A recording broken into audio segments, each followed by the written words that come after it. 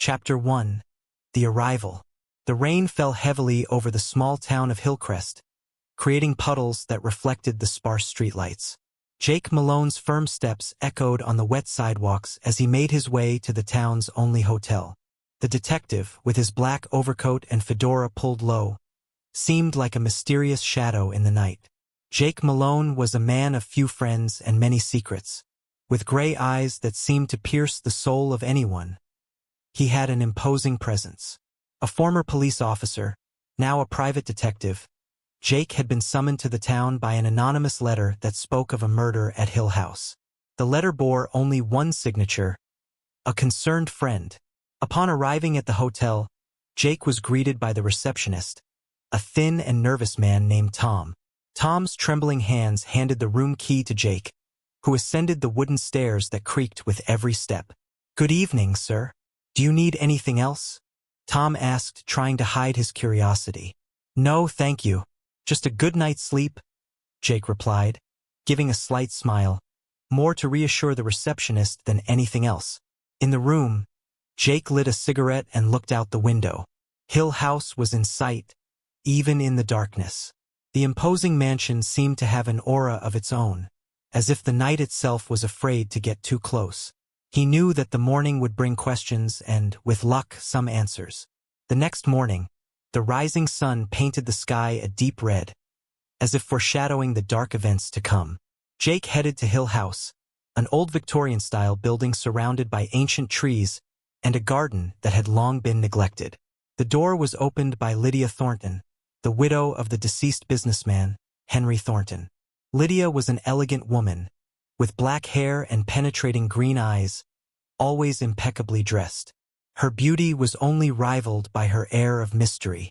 "Mr. Malone, thank you for coming so quickly," said Lydia, with a soft voice that seemed to hide a whirlwind of emotions. "Mrs. Thornton, my condolences for your loss. I hope to help clarify what happened," Jake said, shaking her hand firmly. Lydia led Jake to the living room, where the smell of mahogany and old books mingled with the scent of wilting flowers. They sat facing each other, the detective observing her every movement, seeking any clues in her expressions and gestures. "Henry was a complicated man, Mr. Malone. He had many businesses and many enemies. On the night he was killed, I heard strange noises, but when I reached the room, it was too late," Lydia recounted, with tears beginning to well up in her eyes. "And what about the household staff?" Jake asked, taking out his notebook and jotting down details. "Any suspects? We have our housekeeper, Mrs. Green, who has been with us for years, and my stepson, Richard. Henry and Richard never got along. And, of course, there's Henry's partner, Henry Dawson. He seemed very calm when he heard about the death," Lydia replied, hesitating a little. Jake realized there was much more behind Lydia's words. The names and stories began to form in his mind like pieces of a dark puzzle. He knew that each person mentioned had a crucial role in what happened that fateful night. As Jake prepared to interview the other residents of the house, he couldn't shake the feeling that something deeper and more sinister was at play. Hill House harbored old secrets, and he was determined to uncover them, no matter how dark they were. The first piece of the mystery was in place, and Jake Malone was ready to assemble the puzzle. Chapter 2. The First Visit. Jake Malone woke up early despite the restless night. The morning fog covered Hillcrest, giving the town a ghostly appearance. He donned his overcoat, adjusted his hat, and prepared for his first official visit to Hill House. The mystery was just beginning to unfold, and he needed answers. The mansion was even more imposing in daylight. The gray stone walls, tall narrow windows, and heavy oak door gave the place a sense of desolation. Jake took a deep breath and knocked on the door. Moments later, it was answered by Mrs. Green, the housekeeper. A tall, thin woman with gray hair tightly pulled back into a bun and a severe look in her eyes. "Mr. Malone, I presume? Please come in," she said, with a formal and distant tone. Jake entered and was guided through the long corridor, the walls of which were decorated with old portraits of the Thornton family. Each painting seemed to tell a story of pride and decadence. Upon reaching the living room, Lydia was already waiting for him. The morning light revealed even more tension in her face, but her green eyes remained composed. "Good morning, Mr. Malone. I hope you slept well," Lydia said, with a slight smile that didn't reach her eyes. "As well as one could expect," Jake replied. "I will need to speak with everyone in the house, starting with Mrs. Green." Lydia nodded, and Mrs. Green, who had been standing like a statue by the door, stepped forward. "Mrs. Green, you were here on the night of the murder. What can you tell me about what happened?" Jake asked, taking out his notebook. "I was in the kitchen, as usual, preparing the evening tea. I didn't hear anything unusual until Mrs. Lydia screamed. When I reached the room, Mr. Thornton was already dead," Mrs. Green said firmly. "And the relationship between you and Mr. Thornton?" Jake inquired, observing her reaction closely. "Professional. He was the employer and I was the housekeeper. Nothing more, nothing less," she replied without hesitation. Jake knew he would have to dig deeper, but for now he needed to speak with the others. Lydia led him to Henry Thornton's study, where he found Richard Thornton, the troubled son. Richard was a young man in his 20s, with tired eyes and a disheveled appearance. He was sitting in the leather chair, drinking whiskey at 9 in the morning. "So, you're the detective my stepmother hired. Good luck. My father had more enemies than friends, that's for sure," Richard said with a bitter smile. "Richard, I need to know where you were on the night of the murder," Jake said, ignoring the young man's sarcasm. "I was at the town bar. Ask anyone there. I wasn't home and, frankly, I don't give a damn about what happened to him," Richard replied with a frankness that surprised Jake. "You don't seem very upset about your father's death," Jake observed. "He was a manipulative bastard. He never cared about me. I'm more relieved than anything else," Richard said, finishing his whiskey and standing up. "If you don't need anything else, I have things to do." Jake nodded and left the study, leaving Richard to his own demons. His next stop was the office of Henry Dawson, the business partner. The man was in the library, a large room with shelves full of leather-bound books and a crackling fireplace. "Mr. Dawson, I'm Jake Malone. I need to talk to you about the night Henry Thornton was murdered," Jake said, extending his hand. Henry Dawson was a middle-aged man, well-dressed, with an air of self-confidence. He shook Jake's hand and indicated a chair for him to sit in. "Of course, Mr. Malone. I'm here to help in any way I can. Henry and I were more than partners. We were friends," Dawson said with a calm and calculated tone. "Where were you on the night he was killed?" Jake asked, getting straight to the point. "I was at home with my wife. We have a weekly dinner with some friends, an old tradition. I can provide their names if necessary," Dawson replied without hesitation. "That would be helpful. How were the business dealings between you and Henry?" Jake asked, trying to pick up any signs of nervousness. "They were complicated like any partnership. We had our differences, but we always resolved them. Henry was a difficult man, but brilliant," Dawson said with a slight sigh. Jake made a few notes and stood up. "Thank you for your time, Mr. Dawson. That will be all for now," Jake said, leaving the library. As he left Hill House, Jake felt there was much more to uncover. The secrets were there, hidden among the old walls and the whispers of the residents. He needed to connect the dots, and time was running out. With each step, the mystery deepened, and the truth seemed more elusive. Jake knew Hill House still held many secrets, and he was determined to unravel them, no matter the cost. Chapter 3: The Suspects. The sun was already high when Jake Malone returned to the hotel after his initial visit to Hill House. He felt the weight of the mystery pressing on his shoulders. He decided he needed to organize his thoughts and clearly identify the suspects before proceeding. He ordered a strong coffee in the small hotel restaurant and opened his notebook. Lydia Thornton *, the widow, elegant and reserved, seemed to be hiding more than she let on. Her demeanor and words indicated a woman accustomed to controlling her emotions, but Jake knew that no one could hide everything forever. The tears in her eyes when she spoke of Henry could be genuine, but something in her behavior suggested there was more beneath the surface. Richard Thornton *, the troubled son. His indifference to his father's death was notable. Jake knew that resentment could be a powerful motive. Richard seemed like a lost young man, but it was possible there was more depth to his relationship with his father than he admitted. Mrs. Green *, the enigmatic housekeeper. Years of loyal service might have created a deep bond with the Thorntons.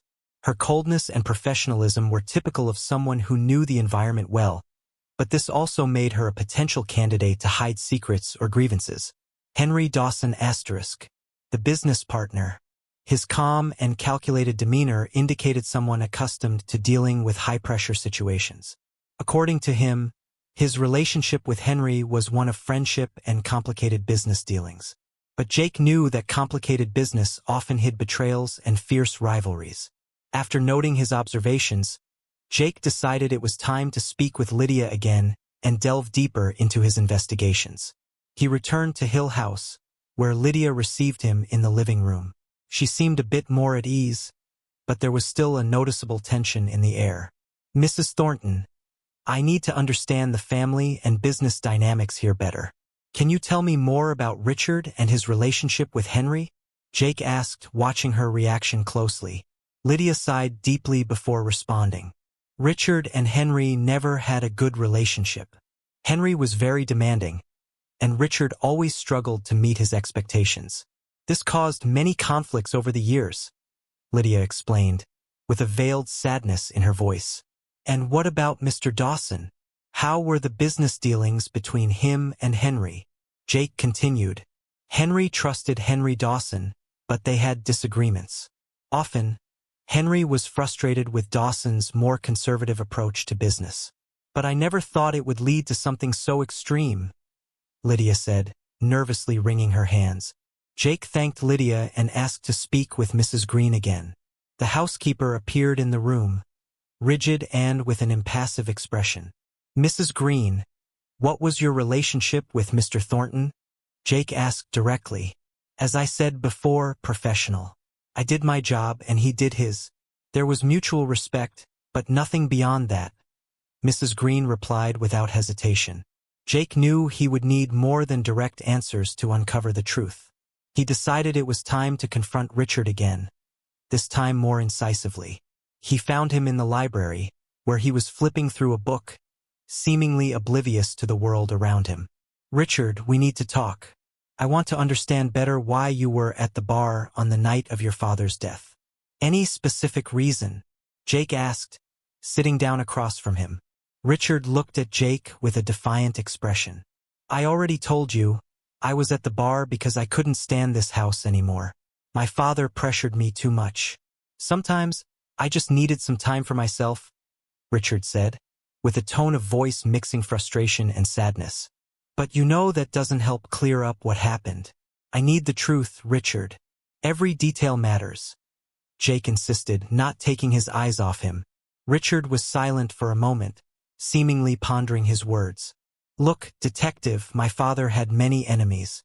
Anyone could have done it. I was at the bar, yes, but there were more people there who also had reasons to want him dead. Maybe you should look outside this house as well," Richard finally said, with a look of despair. Jake mentally noted Richard's words. Maybe there were more people involved than he initially thought. But for now, the residents of Hill House remained the main suspects. Jake knew he needed more evidence, more clues to piece together this complex puzzle. Hill House still held many secrets, and he was determined to uncover them, one by one. Chapter 4. Secrets Brought to Light. Afternoon fell over Hillcrest, bringing with it a chilly air and a darkness that seemed heavier than usual. Jake Malone felt the weight of the mystery and time closing in on him. Determined to unearth the secrets Hill House concealed, he headed to Henry Thornton's office, hoping to find something that would shed light on the night of the murder. Henry's office was a large and luxurious room, with dark wood furniture and shelves filled with old books. Jake began sifting through the documents, searching for anything that might clarify the situation. After an hour of meticulous searching, he found a hidden folder at the back of a locked drawer. Inside, there were letters and contracts, and among them a threatening letter. The letter was written in elegant handwriting, but the content was dark. Henry, your debts have reached an unsustainable point. Pay what you owe or face the consequences. Time is running out. A desperate creditor. Jake frowned, knowing this clue could be crucial. He carefully put the letter away and decided he needed to talk to Lydia about what he had found. As he descended the stairs, Jake found Lydia in the living room, leafing through an album of old photos. She looked up when he entered, an expression of curiosity and apprehension on her face. "Mrs. Thornton, I found something in your husband's office that might be relevant," Jake said, showing her the letter. "Do you know anything about this?" Lydia took the letter, her eyes widening slightly as she read it. "I had no idea Henry was in such financial trouble. He never told me about this. He always seemed to have everything under control," Lydia said, handing the letter back to Jake. "This might help us understand the motives behind the murder. Henry had enemies in the business world, in addition to financial problems. I need to find out who might have written this," Jake stated, putting the letter back in his pocket. As Jake continued his investigation, an unexpected figure entered the room. Henry Dawson, the business partner. He seemed worried, and his sudden presence raised suspicions. "Mr. Dawson, what brings you here?" Jake asked inquisitively. "I heard you're looking deeper into Henry's death. I thought I might be useful in providing some additional information," Dawson said, sitting down next to Lydia. Jake nodded, indicating for him to continue. "Henry was involved in some risky business deals lately. He was trying to expand the company rapidly, and this led him to take loans from not very respectable people. I warned him, but he didn't listen," Dawson explained, with a tone of frustration and concern. "And who might these people be?" Jake asked, leaning forward, intrigued. "I don't know all the details, but one name I heard several times was Victor Renault. He's known for lending money to desperate businessmen and then collecting with exorbitant interest. Henry was desperate to keep the company afloat, so he turned to him," Dawson replied, looking intently at Jake. Jake noted the name Victor Renault in his notebook. This new information could be the key to understanding the motive for the murder. He thanked Dawson and decided that his next stop would be the town, to investigate more about this mysterious creditor. Before leaving, Jake resolved to make one more visit to Richard. He found the young man in the garden, smoking a cigarette and staring at the horizon with a lost look. "Richard, I need to talk to you again. I found a letter suggesting your father had serious financial problems. Did you know anything about this?" Jake asked directly. Richard took a deep drag on his cigarette before answering. "I knew he was involved in risky business, but he never told me the details.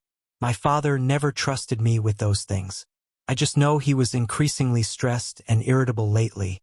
Maybe that explains some things," Richard said, releasing the smoke slowly. Jake realized he was beginning to piece together the puzzle. Henry Thornton was involved in dangerous business and had debts with questionable people. The name Victor Renault was now at the center of the investigation, and Jake knew he needed to find out more about this man and his relationship with Henry. As he left Hill House, Jake felt he was closer to the truth, but he knew there was still much to uncover. Each answer brought new questions, and the mystery only deepened. The path to the truth was dark and full of dangers, but Jake Malone was determined to follow it to the end, no matter what he found along the way. Chapter 5: The First Twist. Jake Malone left Hill House with a nagging feeling that something was about to happen. He had started following a trail of clues leading to Victor Renault, but he couldn't foresee the next twist the case would take. On his way back to the hotel, Jake stopped at the local bar, a place called the Rusty Nail. It was a typical small-town bar with dim lights, the smell of beer, and old wood. Jake walked up to the bar and ordered a whiskey. While he waited for his drink, he observed the patrons, looking for someone who might provide information about Victor Renault. "Hey, you're the detective investigating Mr. Thornton's death, right?" asked the bartender, a middle-aged man with a thick beard and curious eyes. "Yes, that's me. My name is Jake Malone. I need information about a man named Victor Renault. Have you heard of him?" Jake responded, accepting the whiskey. "I have, yes. Renault is a well-known loan shark around here. He lends money to desperate people but charges a steep price for it. Many people who get involved with him end up in serious trouble, the bartender said, lowering his voice as if afraid of being overheard. Do you know where I can find him? Jake asked, leaning forward. He shows up here occasionally, but never stays long. I heard he has an office in the old part of town, near the docks. A place called Renault and Associates, the bartender replied, glancing around to ensure no one else was listening. Jake thanked him and left a generous tip before leaving the bar. He headed to the docks, where the early evening fog began to spread over the harbor, creating a dark and oppressive atmosphere. After a few minutes of searching, he found the old building with a worn sign that read, Renault and Associates. Jake entered the building and was greeted by a receptionist, a young and elegant woman with a distant look. May I help you? She asked in a professional tone. I'm here to see Victor Renault. Tell him it's about Henry Thornton, Jake said firmly. The receptionist made a quick call, and minutes later, Jake was led to a luxurious office, decorated with expensive furniture and artworks. Behind a mahogany desk sat Victor Renault, a man with an affable appearance but eyes that betrayed a calculated coldness. Mr. Malone, I presume. Please have a seat. I understand you're investigating the death of my client, Henry Thornton, Renault said, indicating a chair in front of his desk. That's right. I need to know more about the business you had with Henry. I found a threatening letter that leads me to believe there was more than just business between you, Jake replied, sitting down. Renault smiled, but the smile didn't reach his eyes. Henry was a desperate man. He needed money quickly, and I provided it. Business is business. But one thing is certain, Mr. Malone. I did not kill Henry. It wouldn't be good for business, Renault said with an unsettling calm. Then who would have a motive to kill him? Jake asked, trying to catch any sign of nervousness. Henry had many enemies, more than you can imagine. I suggest you look within his own family. Sometimes, the most dangerous enemies are those closest to you, Renault said, leaning forward, his eyes fixed on Jake's. Jake left Renault's office with more questions than answers. The suggestion that the killer could be within the Thornton family disturbed him. As he walked through the deserted streets of Hillcrest, his phone rang. It was Tom, the hotel receptionist. Mr. Malone, you need to come back to the hotel now. Richard Thornton has been found dead in his room, Tom said, his voice trembling.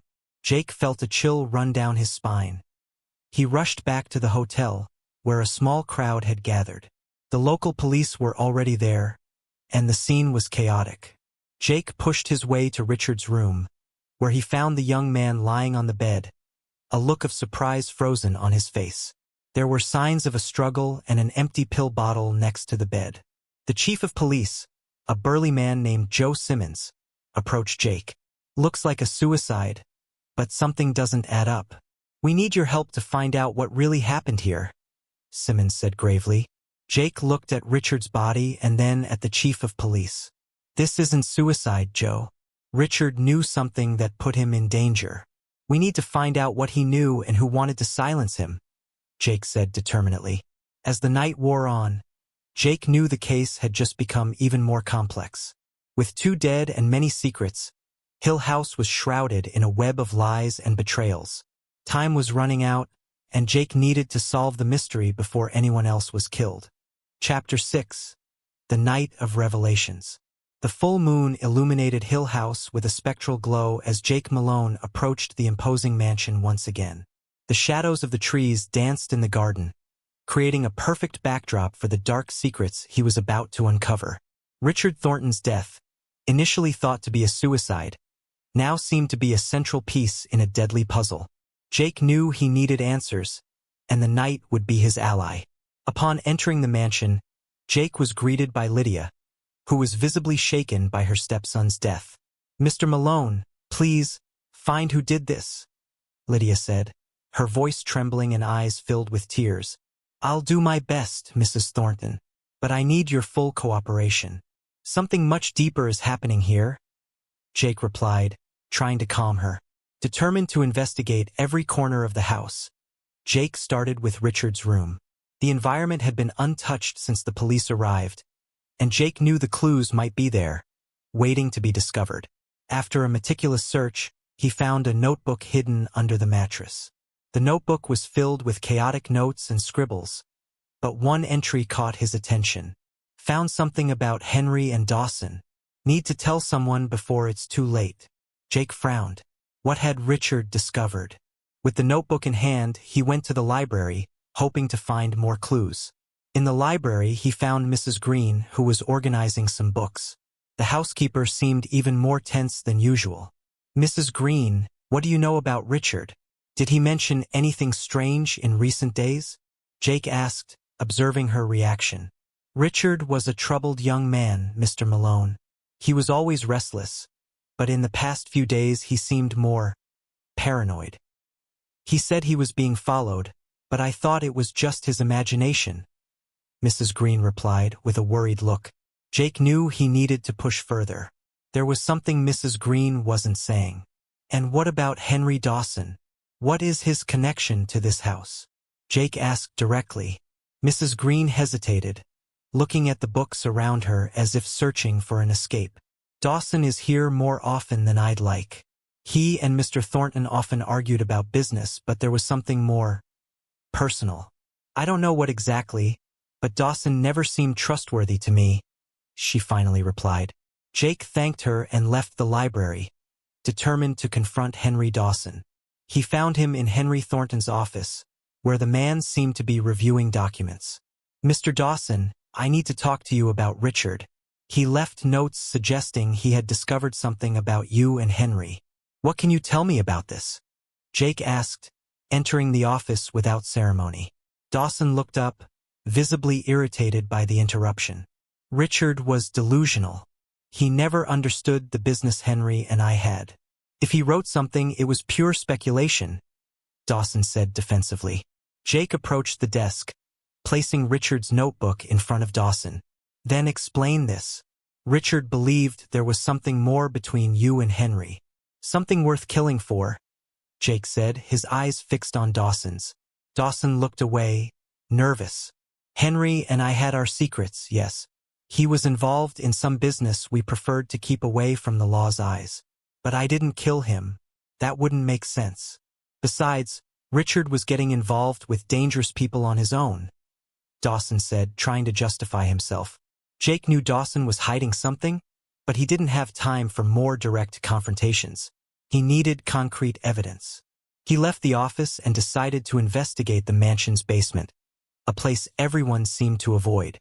The basement of Hill House was damp and dark, with the smell of mold permeating the air. Jake turned on his flashlight and began to explore. After a few minutes of searching, he found a locked door. With some effort and ingenuity, he managed to open it. Inside, he found a secret room filled with documents and photographs. The photographs showed Henry Thornton in secret meetings with suspicious figures, including Victor Renault. There were also contracts signed by Henry and Dawson, revealing shady deals and exorbitant loans. But what caught Jake's attention the most was a photograph of Lydia, apparently in a meeting with Renault. Jake felt the weight of the revelation. Lydia was not as innocent as she seemed. Storing the evidence, he returned upstairs, where he found Lydia waiting. Mrs. Thornton, I need you to tell me the truth about your relationship with Victor Renault, Jake said, showing her the photograph. Lydia turned pale, her hands trembling. I didn't want it to come to this. Henry involved me in these deals. I was forced to be a part of it all. Renault threatened our family if I didn't cooperate, Lydia confessed, tears streaming down her face. Jake knew there was much more to uncover, but now he had a clear direction. The secrets were beginning to surface, and the true nature of what was happening at Hill House was revealing itself. The night of revelations was just beginning, and Jake Malone was determined to uncover the whole truth, no matter how dark it might be. Chapter 7: The Past Resurfaces. Lydia Thornton's confession hung heavily in the air as Jake Malone left the Hill House living room. Each word she had spoken still echoed in his mind, and he knew that Lydia's past held more secrets than she had revealed. Determined to uncover the truth, Jake decided to dig deeper into Lydia's history. The following morning, Jake headed to Hillcrest's public archive. He knew that small towns held many secrets within their old records. The librarian, an elderly woman with white hair and thick glasses named Mrs. Parker, greeted him with a welcoming smile. "Good morning, Detective. How can I assist you today?" Mrs. Parker asked. "Good morning, Mrs. Parker. I'm looking for information on Lydia Thornton, especially about her past before she married Henry." "Anything you can find would be helpful," Jake replied in a friendly tone. Mrs. Parker nodded and began searching through the archives. After a few minutes, she returned with a small stack of documents and old newspaper clippings. "Here you go. It seems Mrs. Thornton had quite an interesting life before coming to Hillcrest," Mrs. Parker said, handing the documents to Jake. Jake began reading the documents and discovered that Lydia had a complicated past. Before marrying Henry, she was Lydia Banks, a young woman from a neighboring town. She had been married before, but the marriage ended tragically when her first husband, a businessman named Robert Banks, died in a suspicious accident. Lydia had been investigated, but nothing was proven against her. Jake felt he was starting to piece together more of the puzzle. He returned to Hill House determined to confront Lydia with what he had discovered. He found her in the garden, staring into the horizon. "Mrs. Thornton, we need to talk again," Jake said, showing her the documents he had found. Lydia looked at the documents, and her face went pale. She knew she could no longer hide the truth. "I had no choice, Mr. Malone. Robert was involved in dangerous business just like Henry. When he died, I thought I was free, but then I met Henry, and it all started again. I was forced to do things I never wanted to do," Lydia confessed, with tears streaming down her face. "And Victor Renault? How does he fit into this?" Jake asked, trying to connect all the dots. "Renault was involved with Robert too. When Robert died, he came after me. He said I owed him money and that if I didn't pay, he would come after Henry. I did what I could to protect my family, but everything spiraled out of control," Lydia explained, her voice breaking. Jake knew Lydia was telling the truth, but this still didn't explain who had killed Henry and Richard. He needed more information and decided it was time to press Henry Dawson again. He returned to Henry Thornton's office, where he found Dawson reviewing more documents. "Mr. Dawson, I've discovered that Lydia has a dark past linked to Victor Renault. I need to know more about the business between you, Henry, and Renault," Jake said bluntly. Dawson sighed deeply and leaned back in his chair. "Henry and I were desperate to keep the company afloat. Renault seemed like the only solution, but he trapped us in a cycle of unpayable debts. When Henry started questioning the terms, things got dangerous. I don't know who killed Henry, but I know Renault is capable of anything to protect his interests," Dawson said with a tired look. Jake felt he was getting closer to the truth, but a crucial piece was still missing. He decided to investigate Renault's business dealings and his connection to Hill House more deeply. Then he had an idea. Visit the Rusty Nail Bar again, where he might find someone who knew more about Renault's activities. Upon entering the bar, Jake was greeted by the familiar bartender, who seemed surprised to see him again. "Back so soon, Detective? What do you need now?" the bartender asked, pouring a glass of whiskey for Jake. "I need to know more about Victor Renault and his business. Anything you can tell me might be helpful," Jake said, taking a sip of the whiskey. The bartender looked around to ensure no one was listening and leaned forward. "Renault has a lot of influence in this town. He lends money to desperate people and then traps them in impossible debts. I've heard he has a hideout where he keeps important documents and money. It's in an abandoned house on the outskirts of town. It might be dangerous, but if you want answers, that's where you should go," the bartender said, lowering his voice even more. Jake thanked him for the information and prepared for the next phase of his investigation. He knew confronting Renault on his own turf would be risky, but he was determined to uncover the whole truth. The night was just beginning, and Jake Malone was ready to face whatever danger lay ahead. Lydia's past had resurfaced, but there was still much to uncover before the mystery of Hill House was fully revealed. Chapter 8. The Truth Among Shadows. Jake Malone left the bar with a firm purpose and renewed determination. The information about Victor Renault's hideout could be the key to solving the mystery surrounding Hill House and the deaths of Henry and Richard Thornton. Jake knew he needed to act quickly and cautiously. The abandoned house on the outskirts of town was a bleak place, surrounded by tall trees and broken windows.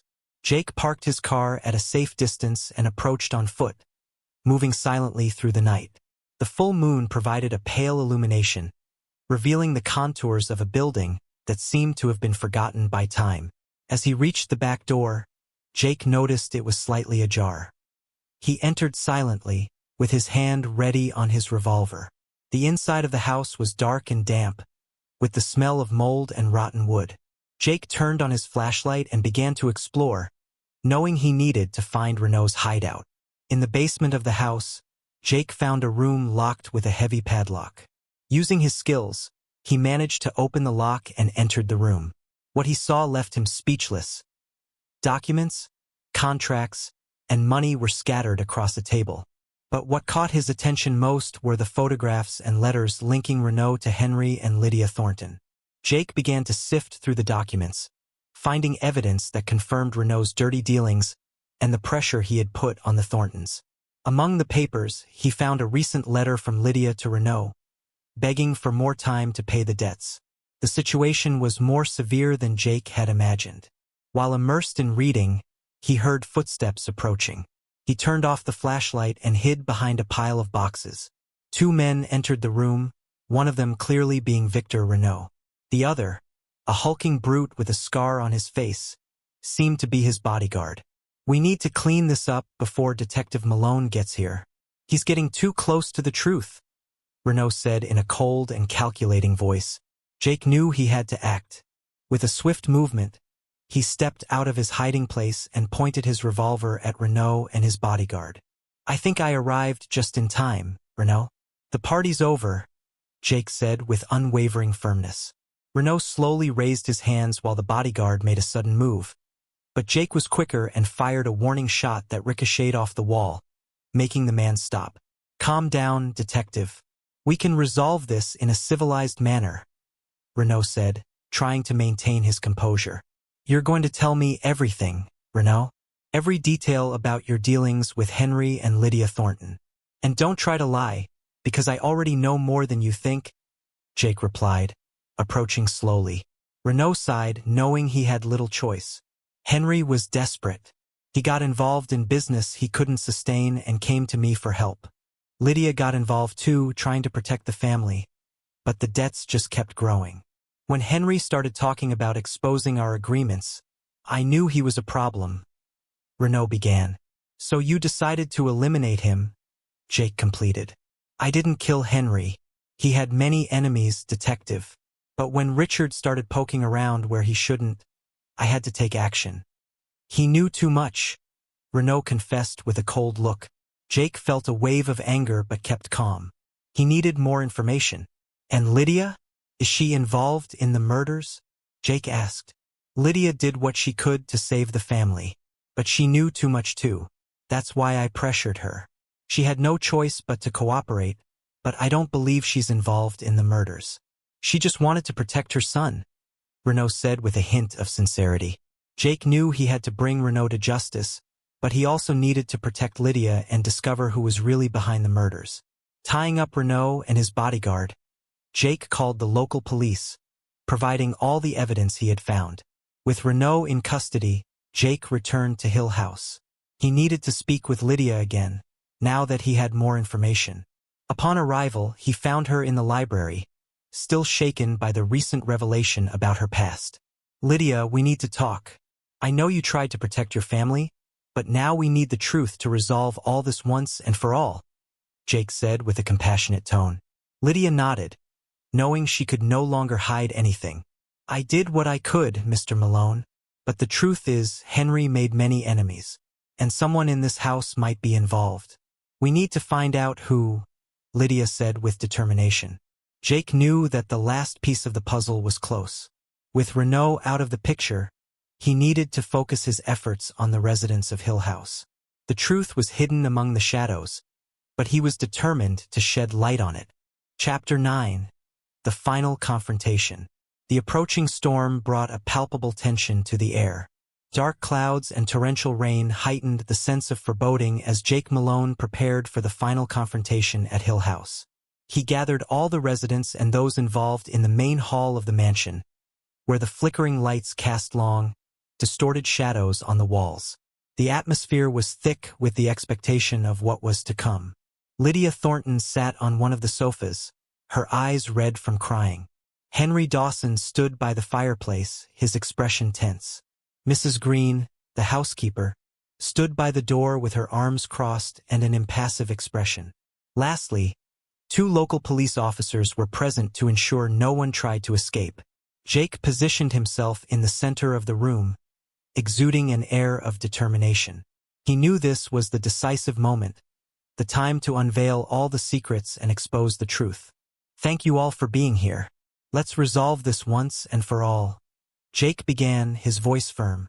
"I've discovered many things in the past few hours. Things that show how deeply rooted the secrets and lies are in this house." He turned to Lydia first. "Lydia, we know you tried to protect your family and got involved with Victor Renault because of Henry's debts. But you weren't involved in the murders, were you?" Jake asked. Lydia shook her head, tears streaming down her face. "No, Mr. Malone. I just wanted to protect Richard. I did what I could, but I didn't kill Henry or Richard," she said, her voice trembling. Jake nodded and then directed his attention to Henry Dawson. "Mr. Dawson, your business dealings with Henry Thornton put you in a difficult position, but you knew Henry wanted to get out of this cycle of debts, and that threatened your own interests. What really happened between you and Henry?" Jake asked, looking intently at Dawson. Dawson sighed deeply before responding. "Henry was desperate. He wanted out of the deals with Renault and was willing to do anything to achieve that. I tried to convince him it was suicide, but he didn't listen. That night we had a big argument. But I didn't kill him, Jake. I left before anything happened," Dawson said, his voice a mix of frustration and sadness. Jake knew Dawson was hiding something but needed more proof. He then turned to Mrs. Green. "Mrs. Green, you've been in this house for many years. You knew everyone well. What can you tell us about the night of the murder?" Jake asked, his tone incisive. Mrs. Green maintained her impassive expression, but her eyes betrayed a slight tremor. "I was in the kitchen preparing the evening tea. I heard noises, but by the time I got to the room, it was too late. I've always been loyal to this family, Mr. Malone," she said defensively. Jake knew he needed to press further. He pulled out a piece of paper he had found in Richard's room, a note that read, "Find the diary in the kitchen." "And what about this, Mrs. Green?" Jake asked, showing the note. "The diary Richard mentioned. It was hidden in the kitchen, wasn't it?" Mrs. Green visibly tensed, but before she could respond, Lydia stood up. "What's going on here, Jake? Why would Mrs. Green be involved?" Lydia asked, confused. Jake looked at Lydia with a serious expression. "Because Mrs. Green knew more than she let on. She knew about Henry's secrets and his dealings with Renault. And when Richard started investigating, she saw him as a threat," Jake explained. Mrs. Green took a step back, her expression shifting from impassive to terrified. "No, I would never harm Richard. I just wanted to protect this family," Mrs. Green exclaimed, but Jake interrupted her. "You killed Henry to protect the family's secrets and tried to make it look like Richard committed suicide when he got too close to the truth. I found his diary in the kitchen, where you hid it after killing him," Jake said with unrelenting certainty. The police officers moved to arrest Mrs. Green, who began to cry uncontrollably. I just wanted to keep everyone safe.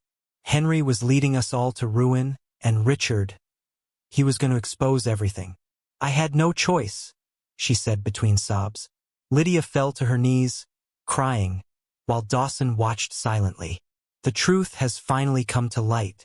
Henry and Richard were victims of a web of lies and secrets that ran too deep. But now we can start to heal," Jake said, feeling a weight lifted from his shoulders. As the police led Mrs. Green away, Jake approached Lydia. "You did what you could to protect your family. Now it's time to start anew," he said compassionately. Lydia nodded, still crying but visibly relieved to finally know the whole truth. Hill House had been shrouded in dark secrets, but Jake Malone had uncovered each one. And as the storm began to dissipate, the promise of a new beginning hovered over Hillcrest. The case was solved, but the scars would remain, reminding everyone that sometimes, the truth is the only thing that can set us free. Chapter 10. The Conclusion. The following morning brought a sense of renewal to Hillcrest. The storm had passed, leaving the sky clear and the air fresh. Jake Malone, after a long and exhausting investigation, finally felt the weight of the mystery had been lifted. But before leaving, there were a few loose ends he needed to tie up. Jake woke early, reviewing one last time the documents and notes that had been crucial in solving the case. After ensuring everything was in order, he left the hotel and headed once more to Hill House. Upon arrival, he found Lydia Thornton sitting in the garden, the sun illuminating her face still marked by the fatigue and sadness of recent events. "Good morning, Lydia," Jake said with a reassuring smile. "Good morning, Mr. Malone. It's strange to think that it's all over. It feels like I've been living a nightmare and have finally woken up," Lydia replied, attempting a smile. "I understand, but the truth is you have a chance to start anew. Justice has been served, and now it's time to rebuild," Jake said, sitting beside her. Lydia sighed, looking at the mansion that had been both her home and her prison. "Thank you, Jake. Without you, I don't know what would have happened. There's still much to be done, but I feel like I can breathe again," Lydia said softly. As they talked, Henry Dawson appeared, looking more relieved, though he still bore an air of melancholy. "Detective Malone, I just wanted to thank you for everything. This case revealed much more than I expected, but it also gave us a chance to change things for the better," Dawson said, shaking Jake's hand. "I'm glad to hear that, Dawson, and I hope you take this chance to make things right," Jake replied, shaking the partner's hand firmly. Jake knew his mission there was complete, but before leaving, he decided to make one last visit to the Rusty Nail Bar. There, he found the bartender, who greeted him with a smile and a glass of whiskey. "Looks like you solved the case, Detective. Hillcrest already feels different this morning," the bartender said, serving the drink. "It was a tough case, but the truth always prevails. And now I hope this town can find some peace," Jake replied, raising the glass in a silent toast. As Jake took his last sip, the bartender looked at him with curiosity. "And now, Detective Malone, where will you go?" he asked. Jake smiled, rising from the barstool. "The road calls, my friend. There's always a new mystery waiting to be solved. But before I go, let me leave you with this.